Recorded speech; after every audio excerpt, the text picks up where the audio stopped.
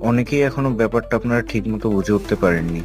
Spot bitcoin ETF approve হওয়ার পর আমেরিকার বড় বড় ইনস্টিটিউশন, ফান্ড ম্যানেজাররা সরাসরি বিটকয়েনে ইনভেস্ট করতে পারছে পুরোপুরি লিগাল ভাবে, এবং তারা সেটা করছে।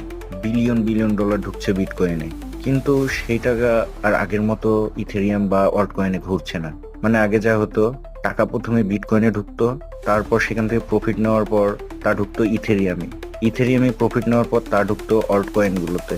কিন্তু সমস্যা হচ্ছে এবার কেউ আর রিস্ক নিতে চাচ্ছে না। মানে এই সার্কেলটা আর হচ্ছে না, বিটকয়েনে আটকে আছে বড় টাকা। অন্যদিকে যারা এখনো 10x 20x খুঁজছে, তারা ঝাঁপাচ্ছে নতুন নতুন মিম কয়েনে, যেগুলো বেশিরভাগই কোনো রেগুলেশন ছাড়াই চলছে। ফলাফল, অনেকে রাগ তুলে শিকার হচ্ছে। এবারে মার্কেটে গেম একদম পাল্টে গেছে। একদিকে ইনস্টিটিউশনাল মানি সেফ গেম খেলছে, আরেকদিকে রিস্ক নিয়ে ডেজেন্টরা ভাগ্য পরীক্ষা করছে। আপনি কোনটা খেলছেন? নাকি শুধু ট্রেন্ড